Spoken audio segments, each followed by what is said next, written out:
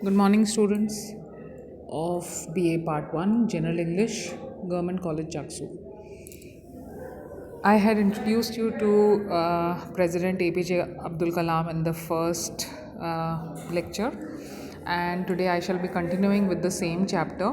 The essay that I had started discussing was Vision for 2020. ये portion आप देख सकते हैं आपकी स्क्रीन पे जो अभी आ रहा है, ये मैंने कंप्लीट कर दिया था. And today I shall be continuing with the next page. You can see here the very first line I had ended somewhere around here, and I had told you किस तरह से डेवलपमेंट की APJ Abdul Kalam बात करते हैं. और जब इन्होंने ये ऐसे लिखा था तब 2020 जो था वो लगभग 20 साल दूर था, और बहुत सारी अपेक्षाएं थी उनको कि 2020 तक हम बहुत कुछ अचीव कर लेंगे. We'll become a developed nation and we'll be one of the major powers, the world powers. And you can see कि जो थर्ड लाइन है उसमें आप देख सकते हैं कि इंडिपेंडेंस का रेफरेंस दे रहे हैं यहाँ पे. मैंने आपको पहले बताया था कि कैसे APJ Abdul Kalam, because he was born in 1931, सो 1947 में he was a young teenager, and hence he was very much influenced by the fight for independence, and he saw all the happenings that took place and how with great difficulty we achieved our independence in 1947. अब green revolution और technological growth और 5 year plans का reference मैंने आपको पहले भी दिया हुआ है. मैं थोड़ा सा इसको बता देती हूँ आपको. यही चीज़ को यहाँ पे वो एक्सपैंड कर रहे हैं. And he tells us that how after independence the 5 year plans were a major a major setup for the development of the country. and because हमारा जो देश है वो कृषि प्रधान देश था, तो इसलिए सबसे पहले जो 5 year प्लान किए गए वो एग्रीकल्चरल रेवोल्यूशन पे ध्यान रखा गया. उसके बाद फिर मिल्क को लेकर, मिल्क का वाइट रेवोल्यूशन जो है वो भी हुआ था. आपका मिस्टर कुरियन जो है उन्होंने ये करा था. इसके ऊपर एक बहुत फेमस फिल्म भी बनी थी, मंथन. So how slowly we developed. And आपको पता है कि अमूल जो है वो एक बहुत मशहूर एक ब्रांड है, and it is based in Gujarat. And a lot of products have now are now being produced by the Amul company. So it was basically, it was a revolution that was brought about, and it was after the green revolution we had the white revolution. और ये सारे की सारी चीज़ें जो संभव हैं वो हो पाई क्योंकि हमारे 5 ईयर प्लान्स जो थे वो पार्ट ऑफ जो पॉलिटिकल सेटअप था उसके अंदर ये बहुत एक मेजर इसको महत्व दिया गया. इसके ऊपर बहुत सारे फंड्स जो हैं वो डाइवर्ट करे गए so that these areas could be developed and we could come at par with the other major powers of the world. अब आप इस पैराग्राफ में देख सकते हैं मैंने मार्क कर रखे हैं ये सारे 4, 5, 6 ये हिस्से हैं. अलग अलग पॉइंट्स इसमें निकल कर आते हैं और यहाँ पे टेक्नोलॉजिकल ग्रोथ की भी बात करते हैं वो. And then he says that if we become strong in the technological frontier also, then their major transformation can come across. और इंफॉर्मेशन रेवोल्यूशन की बात करते हैं, IT रेवोल्यूशन की वो बात करते हैं, because this is the age of information. आपको मालूम है अब तो खैर बहुत आगे निकल गए. अब तो इंटरनेट जो है उसका क्या क्या उपयोग होता है और किस तरह से हम फेस टाइम करते हैं, किस तरह से हमारी आज फॉर एग्जांपल आप यही देख लीजिए कि अभी आपकी वीडियोस रिकॉर्ड होकर हम लोग क्लासेस ले रहे हैं, आप लोगों को हेल्प करने की कोशिश कर रहे हैं कोरोना के टाइम में जितना हम कर सकते हैं. सो दिस इज़ ऑल टेक्नोलॉजी जो कि हमारे रेस्क्यू करने आई है हमको और हमको हेल्प कर रही है. सो टेक्नोलॉजी को अगर अपन पॉजिटिवली यूज़ करते हैं तो it is a very powerful tool. And he says this very clearly that India has established its position with its strong core competence in information technology, and he says that today India is in the knowledge age which provides an opportunity to become a developed nation with a strong economy. So कितनी सारी चीज़ें हैं, कितना आदान प्रदान होता है, knowledge base का आदान प्रदान होता है और कितने सारे प्लेटफॉर्म्स जो हैं वो एग्जिस्ट करते हैं और कितना बिजनेस को फ़ायदा होता है because of this information technology. Rajiv Gandhi अपने प्राइम मिनिस्टर थे जो कि कंप्यूटर रेवोल्यूशन अपने भारत देश में लेकर आए थे. He was a young dynamic person and it was his idea, it was his brain child that India also should become it should not be left behind. And because the whole world is moving forward with technology. So computers were something which he introduced all those years ago, and now you can see where we have reached. तो हम एक तरह से कह सकते हैं कि 2020 में जो डेवलपमेंट वो चाहते थे वो काफ़ी हद तक हमको मिल गया है. Then he goes on to say that people's lives will be enriched by IT driven knowledge, products and systems, biotechnology and space technology, क्योंकि वो खुद स्पेस साइंटिस्ट थे, क्योंकि वो खुद न्यूक्लियर साइंटिस्ट थे. Sorry, he was a nuclear scientist, and of course he had enough knowledge about the space technology also. So he wanted India to become powerful in all these areas. And future को देखते हुए उसकी predict करा उन्होंने कि humanity जो है वो ओवरऑल इन चीज़ों से फ़ायदा ही उसको मिलेगा. और इसके अलावा उन्होंने सोलर पावर की बात करी. जहाँ तक इलेक्ट्रिसिटी की जो सिचुएशन है, अगर अपन सोलर पावर को टैप करते हैं तो बहुत ज़्यादा जो अपना एक मॉनेटरी जो अपना एक्सपेंडिचर होता है, जो अपना पावर का एक्सपेंडिचर होता है, उसको बहुत हद तक हम लोग सेव कर सकते हैं. और आपने नोट करा होगा कि अब कई जगह सोलर पैनल्स लग चुके हैं. उस टाइम पे नहीं थे, लेकिन अभी आप देखेंगे कई जगहों पे सड़कों पे भी जो बीच के जो पिलर्स होते हैं, जो रोड लाइट्स होती हैं, उसके अंदर सोलर पैनल्स लगा दिए गए हैं कई जगह, ताकि रात के टाइम वो अपने आप ही ऑटोमेटिकली ऑन हो जाते हैं. दिन भर वो सूर्य की गर्मी से, ताप से एनर्जी को स्टोर करते हैं, and at night they provide us with light. So ये भी एक तरह से this is also this is a kind of development only, and we are saving on the electric power through tapping the solar power, क्योंकि India basically is has got a temperate climate. And अपन जिस zone में, tropical zone में अपन अपना जो देश है उसको पर्याप्त मात्रा में धूप पूरे साल मिलती है. ठीक है, अभी सर्दी का मौसम चल रहा है, जनवरी है, लेकिन फिर भी धूप की कोई कमी नहीं है. तो क्यों ना इस रिसोर्स को टैप किया जाए. एंड उसके अलावा उन्होंने बात करी नैनो टेक्नोलॉजी की, जिसके लिए भी उन्होंने कहा कि ह्यूमन यूजेज जो है नैनो टेक्नोलॉजी का बहुत हद तक बढ़ेगा, और ट्रांसपोर्टेशन सिस्टम और मेडिकल टेक्नोलॉजी में और एरोस्पेस के सिस्टम्स में ये नैनो टेक्नोलॉजी बहुत हद तक काम आएगी. और वाकई में आ भी रही है. अगर आप मेडिकल का साइड देखते हैं तो बहुत सारे ऑपरेशंस जो हैं दे हैव बिकम सिंपलर, क्योंकि बहुत ही नॉन इंट्रूसिव तरीके से, या बिना जिसको जैसे कहते हैं चीरा फाड़ी करे बगैर एक छोटी सी ट्यूब या छोटी सी सुई डाली जाती है, और ऑपरेशन जो है, या दूरबीन एक नली से आपका जो अंदर का बॉडी के जो मेजर किसी सामान में ऑपरेशन होते थे वो अब कितने सिंप्लीफाई हो गए हैं. So what is all this is all nano technology, this is all technological development which has made our country move forward. Then fifth paragraph में आप देखिए वो क्या कहते हैं. अब वो कंपैरिजन कर रहे हैं डेवलप नेशंस के साथ, और वो कहते हैं इंफॉर्मेशन और कम्युनिकेशन टेक्नोलॉजी जो है, आईसीटी जिसको कहते हैं, आईसीटी सेक्टर जो है वो 7 से 8% जो है वो जीडीपी में उसका योगदान है. और यहाँ पे आप देख सकते हैं 2010 की वो बात करते हैं कि इन दीज कंट्रीज़ 2010 तक ICT will account for 25% of the GDP. अब ग्रॉस डोमेस्टिक प्रोडक्ट इसमें जितना भी बढ़ोतरी होती है वो एक मापदंड होता है ये पता लगाने का कि डेवलपमेंट कितना हो रहा है कंट्री में, what kind of progress is taking place in the country. If the GDP is strong then automatically it indicates that we are economically strong as well. So he talks about the foreign countries and he says that the foreign countries at that point of time had 7 to 8% जो उनका GDP था that was based on information and communication technology, और 2010 तक expected था कि वो 25% तक raise हो जाएगा. फिर he says that we should make it an integral part of e-governance. अब e-governance भी आप अगर आज 2020 में देखते हैं तो वो हो रही है, right? And then he says that all the industries should, they will benefit, and through that even the daily life will get improved. And he says अब वो कंपेयर करते हैं जो बाहर के कंट्रीज़ हैं उनसे वो इंडिया को कंपेयर कर रहे हैं, और ये लगभग शायद 2002-2000 की आसपास की बात है. तो वो कहते हैं इंडिया जो है इट अकाउंट्स बेसिकली फॉर जो आईसीटी का सेक्टर है that accounts only for 2% of the GDP. So आप फ़र्क देखिए, जब वो ये बात कर रहे हैं तभी जो डेवलप्ड कंट्रीज़ हैं they have a GDP up to 7 to 8%, where as India has only GDP में जो इंफॉर्मेशन टेक्नोलॉजी का योगदान है वो मात्र 2% है. तो कितना डिफरेंस है. लेकिन he is hoping that by the time we reach 2020 this difference will become non-existent, and we'll also come at par with the other countries. Then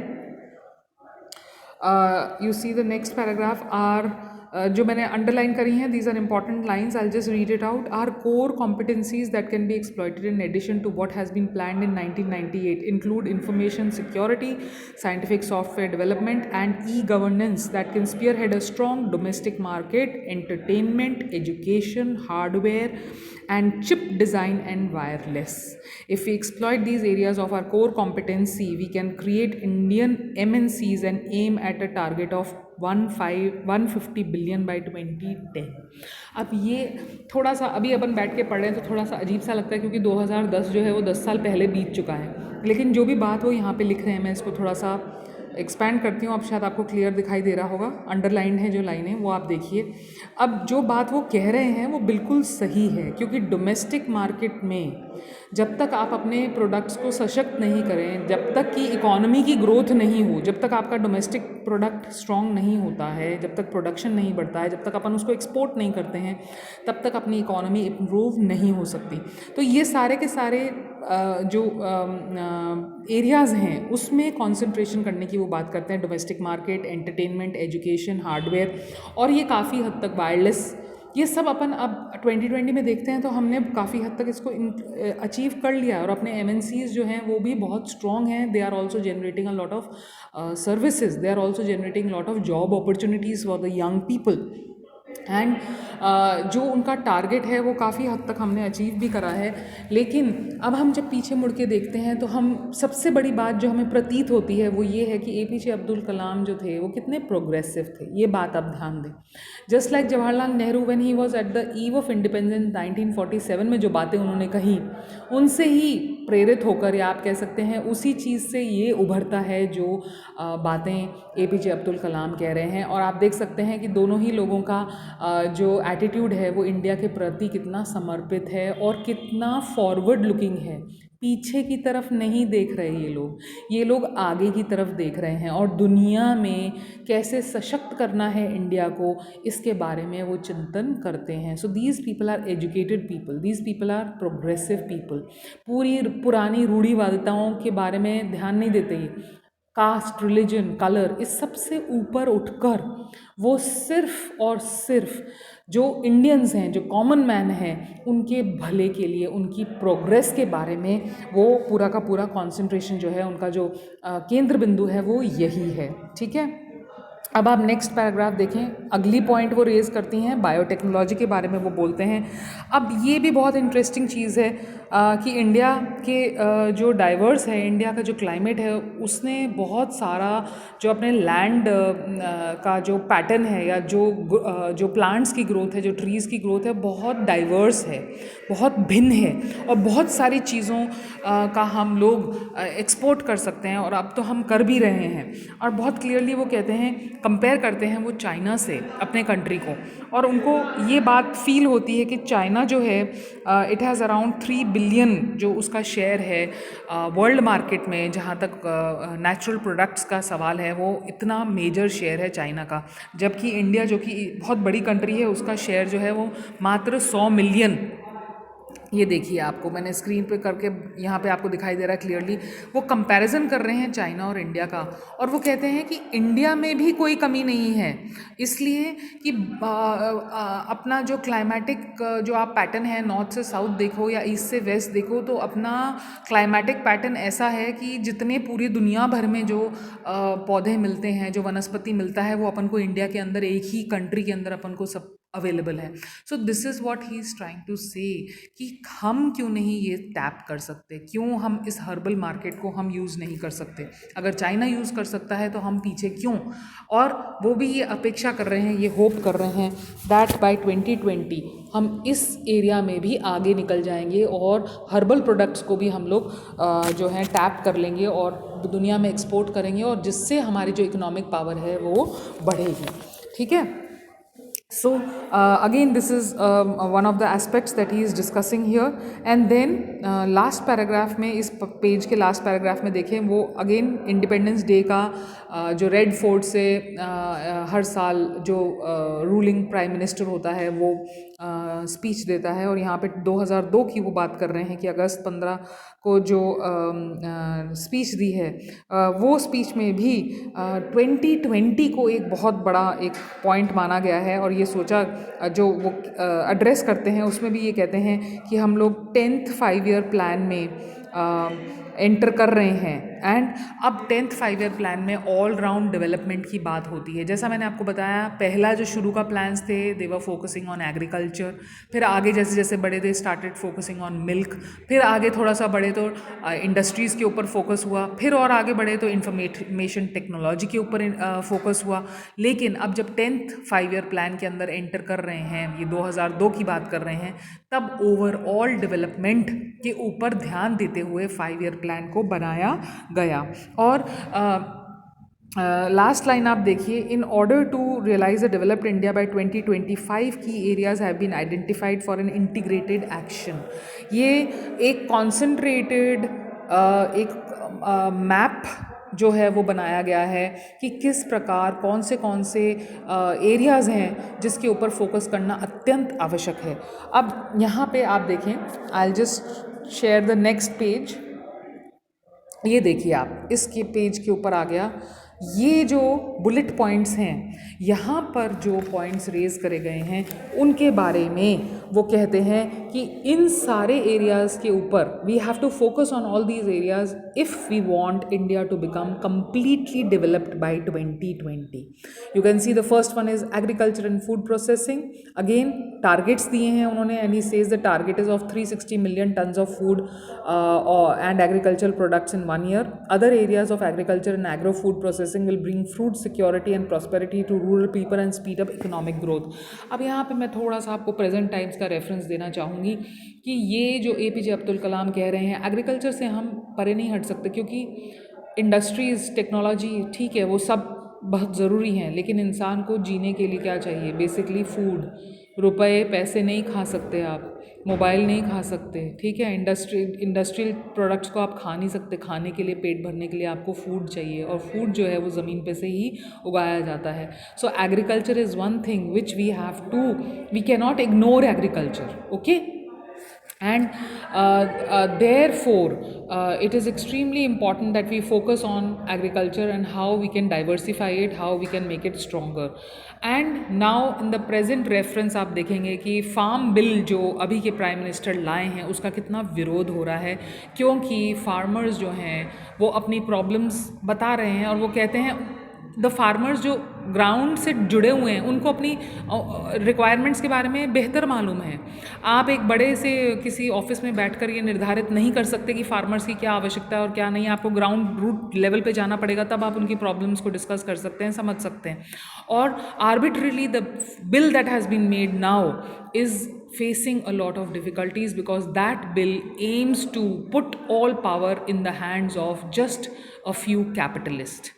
आपकी क्या इकोनॉमी जो है वो, अगर आप उसको कॉमन मैन को, आम आदमी को इग्नोर करके सारी पावर अगर आप 2-4 कैपिटलिस्ट को पकड़ा देंगे तो इस देश का भला नहीं हो सकता, because capitalist economy is always focusing on the haves. Okay, people who are already rich, people who are already powerful will become richer, will become more powerful, right? And the poor people will become more poor.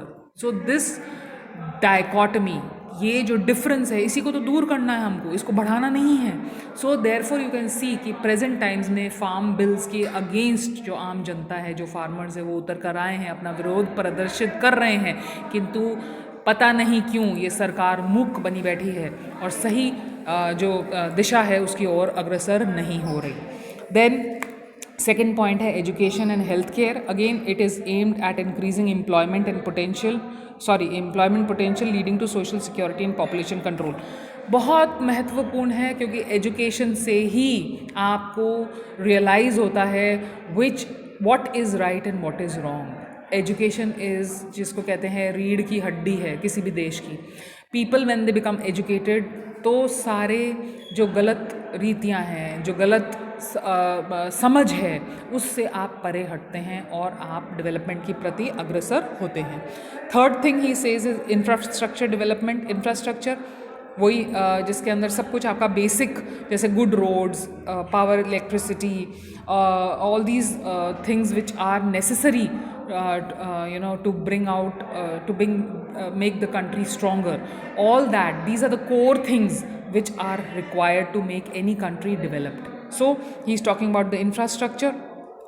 Okay, then he like infrastructure में सब आ जाता है, roads आ जाते हैं, पानी आ जाता है, electricity आ जाता है, कनेक्टिविटी आ जाता है, all these things come under infrastructure, that also has to be taken care of.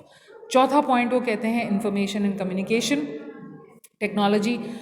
वो साइंटिस्ट थे तो obviously he had a lot of passion for this and he felt that the country will become strong if we promote education even in the remotest of areas and create employment.